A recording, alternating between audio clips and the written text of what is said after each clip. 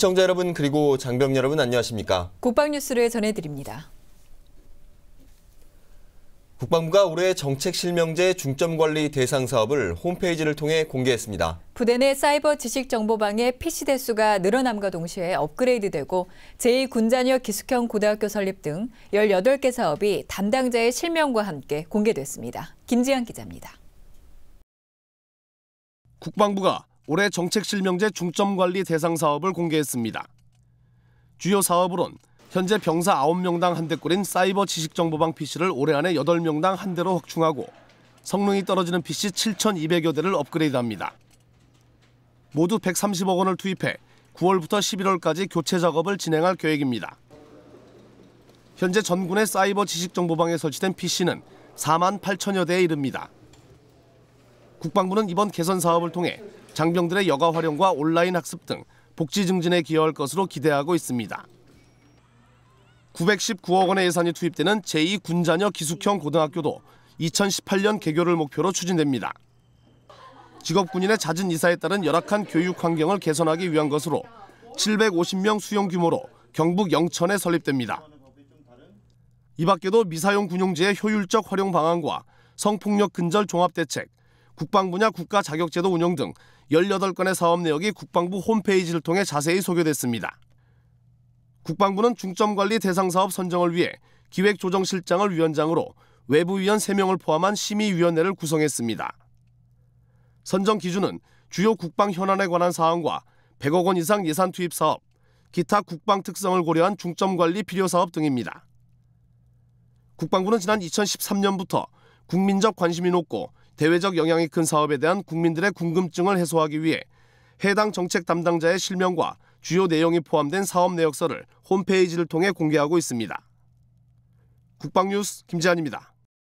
국방부가 방공식별구역, 이른바 카디즈 관리 권한을 대통령령에서 국방부 장관령으로 가져오기 위한 개정 법률안을 입법 예고했습니다. 국방부는 법률안이 개정되면 카디즈에 진입하는 미식별 항공기의 국적이나 재원을 식별하기 위한 조치를 시행령에서 구체화할 방침입니다. 오사연 기자의 보도입니다.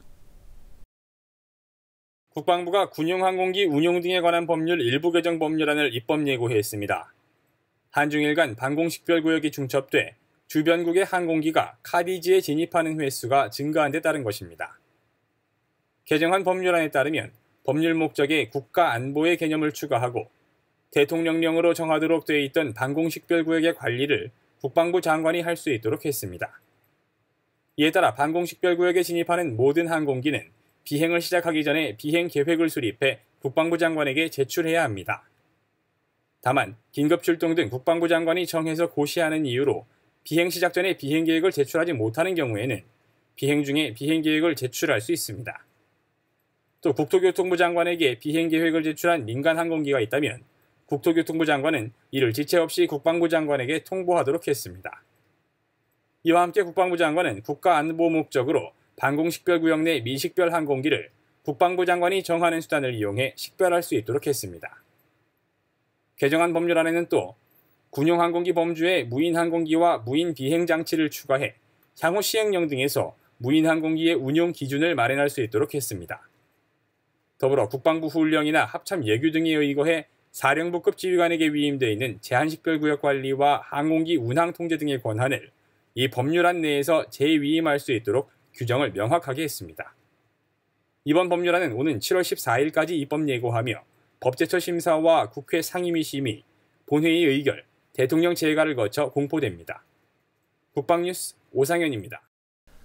국내 메르스 환자가 발생한 지 20여일이 지난 가운데 국방부는 확진 환자 1명을 제외한 추가 환자가 발생하지 않도록 예방과 관리에 집중하고 있습니다.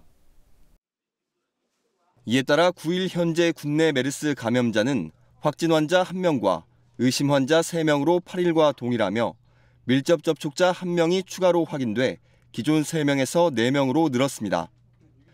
하지만 확진자로 분류된 공군 간부도 9일 4차 검사를 받은 결과 음성으로 판명돼 24시간 후에 재검사를 받고 경과를 지켜보기로 했습니다. 새로 확인된 밀접 접촉자는 원주 지역에 근무하는 군무원으로 지난 5일 만난 친구가 8일 메르스 1차 양성 판정을 받아 밀접 접촉자로 분류됐습니다. 또 삼성서울병원과 서울 아산병원을 방문해 의심 환자로 분류된 의심 환자 2명은 1차 검사 결과 음성 판정이 나왔습니다.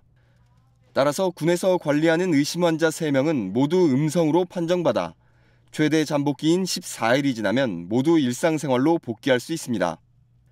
한편 중앙메르스대책관리본부에 따르면 9일 현재 확진 환자는 95명이고 사망자는 7명, 메르스 확진 후 퇴원자는 3명입니다. 또 메르스로 자가 또는 시설에 격리된 인원이 2,892명이고 225명이 메르스 검사를 진행하고 있습니다. 육군 공병학교가 최근 행복한 병영문화 창출의 일환으로 부대 기관 장병들을 위한 감사나눔 행사를 개최했습니다. 이번 감사나눔 행사에서는 30여 명의 군인 가족과 간부들이 음식 재료를 준비하고 직접 조리해 부대 기관 장병 80여 명에게 맛있는 식사를 제공했습니다.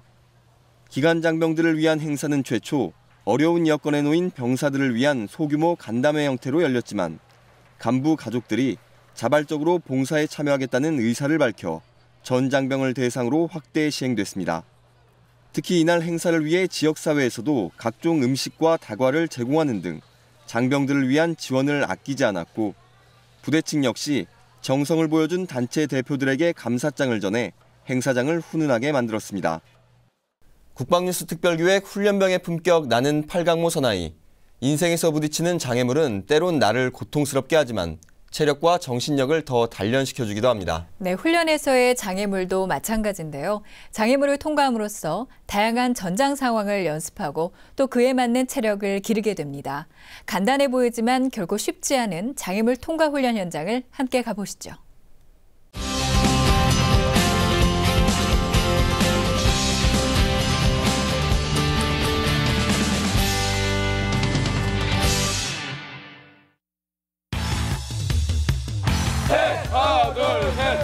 장애물 통과 훈련을 앞두고 몸을 푸는 1197기 훈련병들.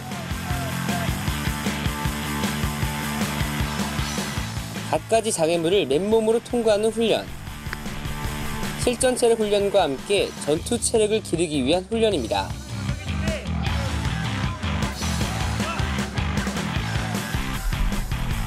실제 전장에서 무작위로 맞부딪힐 장애물들을 미리 체험하고 극복하는 요령을 키우는 훈련이기도 합니다.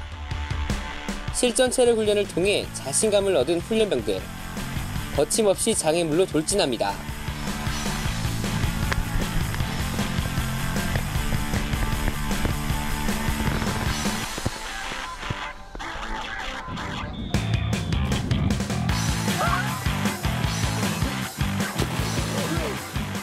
다리를 이게 쭉 펴야 되는데 쭉 펴지 않아서 밑에가 쓸려서 그런 것 같습니다. 한 번 더 하면 할 수 있어? 성공할 수 있어? 성공할 수 있을 것 같습니다. 한 번 더 해봅시다. 네, 알겠습니다. 다시 한번 용기를 낸 도전. 과연 극복해낼 수 있을까요?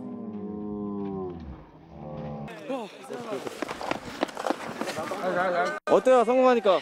기분 좋습니다. 다시 한번 진짜 되게 격려해주고 다시 성공하니까 기분 되게 좋은 것 같습니다. 실패는 누구나 할 수 있습니다. 다만 실패에 좌절하지 않고 끝까지 도전하는 것. 이것이 바로 해병대 정신입니다. 땀으로 얼룩진 전투복에도 아랑곳 없이 이를 악물고 장애물을 통과합니다. 이번 훈련을 통해 훈련병들 모든 두려움을 이겨냈습니다. 장애물 훈련을 지금 처음 해보는 거라 굉장히 힘든 거 그런 점도 있었지만 날도 덥고 더 힘들었지만 그래도 정신력으로 버티고 훈련하니까 더 보람 있고 기쁜 것 같습니다. 전투에 임하였던 자세와 필승해 주셨습니다. 해병대가 부끄럽지 않게 최선을 다해서 열심히 하고 있습니다. 붉은선은 반대편 어깨 넘어서 일반 가방 매듯이 내어줍니다. 극기주에 실시하는 화생방 훈련을 앞두고 이론 교육이 진행됐는데요. 조금 전에 제가 상황에 따른 다양한 방독면 휴대법을 차근차근 순서에 맞게 배웁니다. 가스라고 구형을 내리면 실질적으로 바람이 불어오는 방향을 마주 보고 쪼그려 앉겠습니다. 그대로 쪼그려 앉은 상태에서 개인 확인, 허벅지 위, 그 다음 철봉, 무릎 위에 올린 다음 방독면을 꺼내서 얼굴 앞에 가져다 댑니다. 끝! 방독면 꺼내서 얼굴 앞에 가져다 댑니다.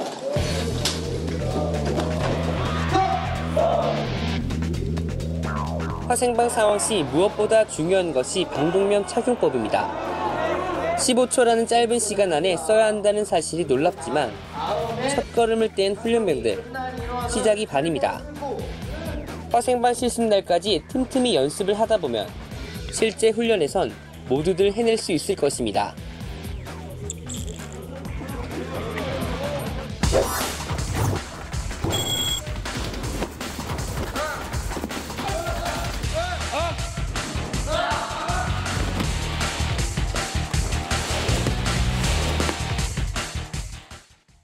군용 무전기 전원인 리튬 1차 전지와 유도 무기용 전원인 열전지를 국산화한 데 이어 본격적인 해외 수출에 나서고 있는 배터리 전문 기업이 있습니다. 바로 주식회사 비츠로셀인데요. 네, 충전 없이도 가혹한 환경에서 오래 사용할 수 있다고 합니다. 1987년 회사 설립 후에 27년간 축적된 경험으로 이 분야 세계 1위를 넘보고 있습니다. 윤현수 기자가 취재했습니다. 유도미사일에 장착되는 주식회사 비츠로셀의 리튬 1차 열전지. 미사일이 발사된 뒤 표적을 탐색하고 방향을 바꾸는 데 필요한 전기 에너지를 공급하기 위해 반드시 필요한 부품입니다. 일반 알칼라인 전지와 비교해보면 이렇습니다. 4배 이상 높은 에너지 밀도와 낮은 자가 방전율, 영하 55도부터 영상 85도까지 혹독한 환경에서도 작동하며 20년 이상 장기간 사용이 가능합니다. 온도 특성, 그다음에 그 에너지 밀도, 그다음에 자가 방전율, 용량, 수명 모든 면에서 아주 그 알칼라인 전지하고는 비교도 안 되는 그런 아주 특수 전지고요. 그리고 또 2차 전지는 충전이 되지만 우리는 충전을 안 하면서도 오랫동안 가혹한 환경에서 오랫동안 사용될 수 있는 그런 아주 그 특수한 배터리입니다. 업체는 현재 군에서 사용 중인 미사일 3종의 열전지를 납품하고 있습니다. 올해 하반기엔 최신형 지대공 미사일인 천궁과 오는 2017년 전력화될 대전차 미사일 현궁, 함대공 미사일 해궁에도 공급될 예정입니다. 스마트 포탄의 전원으로 사용되는 앰플 전지 또한 주요 제품군 중 하나입니다. 앞으로 미래 유도무기와 방위산업 분야에서 계속 발전시켜야 할 핵심 기술 분야로 평가받고 있습니다.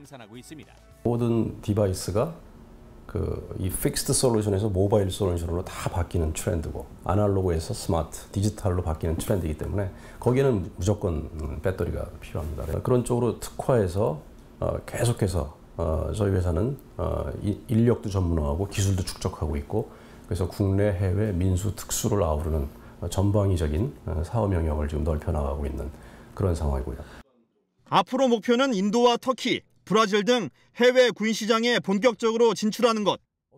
프랑스의 사프트와 이스라엘의 타디란을 제치고 세계 1위로 도약한다는 포부를 밝혔습니다.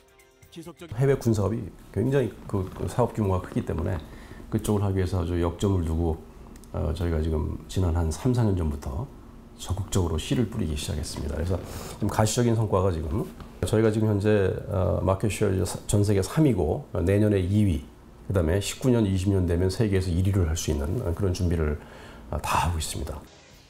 인공지능과 무인화, 사물 인터넷 등 기술 발전으로 산업이 급격히 변화되고 경쟁이 치열해지고 있는 요즘. 지속적인 연구개발과 설비 투자, 노하우 축적으로 세계 업체들을 제치고 배터리 부문 세계 1위를 향해 나아가고 있습니다. 국방뉴스 윤여수입니다. 영영의 바람이 분다. 훈훈한 사랑의 바람이 영영의 사랑이 온다. 너와 나를 이어주는 사랑이 사랑해요. 우리들의 병영에 부는 따뜻한 사랑의 이야기 사랑의 군. 따뜻한 병영 문화 만들기 프로젝트 사랑의 군입니다. 군에서 먹고 싶은 음식이 생겼을 때 어머니처럼 따뜻한 밥상을 차려주는 장병이 있다면 행복한 군 생활이 될 것 같은데요. 네, 그런 어머니 손맛으로 전우들을 감동시키는 장병이 있다고 합니다. 바로 육군 7사단 GOP에 근무하는 조영환 상병의 이야기인데요. 그가 선사한 특별한 음식을 지금 만나보시죠.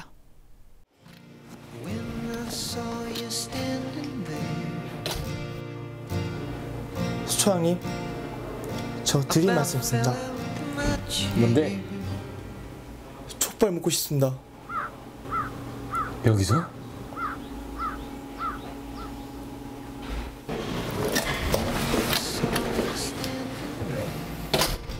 수초장님, 왜?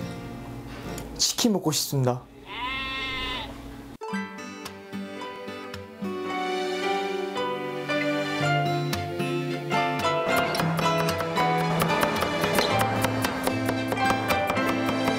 GOP에서는 일단 저희가 근무하다 보면 힘들기도 한데 그거를 밥을 먹음으로써 더욱더 열심히 할 수 있는 활력소 같은 게 아닐까. 우선 제일 좋은 거는 먹는 친구들이 제일 맛있었으면 좋겠다 이런 마음으로 하고 있고, 또 이제 여기 있는 소초원들이 이제 경계작전 나가는 동안 나는 여기서 소초원들을 먹이는 게 내 임무니까 그 임무에는 소홀하지 않게 맛있게 해주자 하는 마음으로. GOP의 맛집. 전우들을 위한 따뜻한 마음이 담긴 음식을 선물합니다. 이제 가끔 볶음밥이나 다른 또 생각나는 거 특식 같은 것도 같이 해줘가지고 그거 받을 때 이제 애들이 깜짝깜짝 놀라는 게 또 재밌고 즐겁습니다. 그 스페인 음식? 뭐 그런 비스무리한 요리 해줬는데 그때 그거 먹고 아직도 그 맛을 잊을 수가 없어요.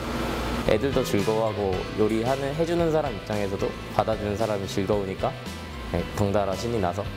저희 수초가 유난히 좀 맛있는 것 같습니다. 다른 소초보다 유난히 맛있는 음식.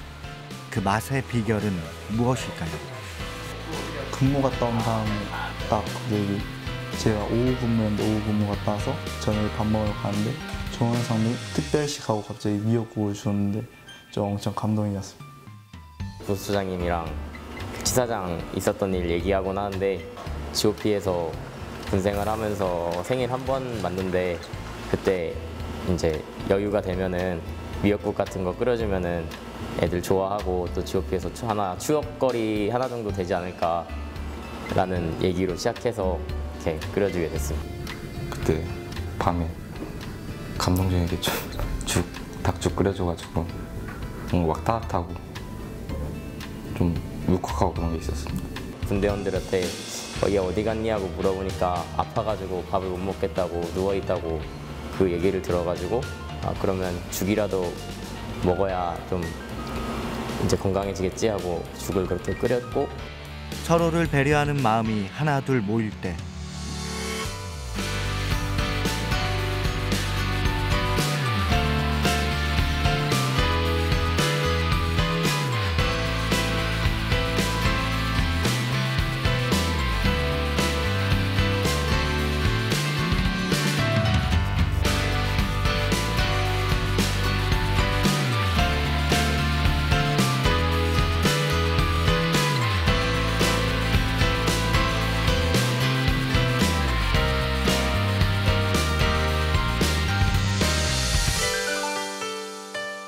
모두가 함께 웃으며 소중한 추억을 만드는 것.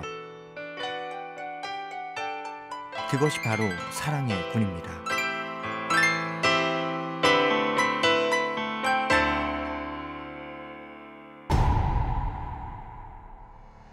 GOP의 밥은 제가 생각할 때 가장 무거운 게 아닐까 생각이 듭니다. 가장 무겁고 또 이제 애들한테 다가갈 때 절대 가벼워서는 안 되고 진지하게 항상 맛있게 해줘야 되는 그 GOP의 밥이라고 생각합니다.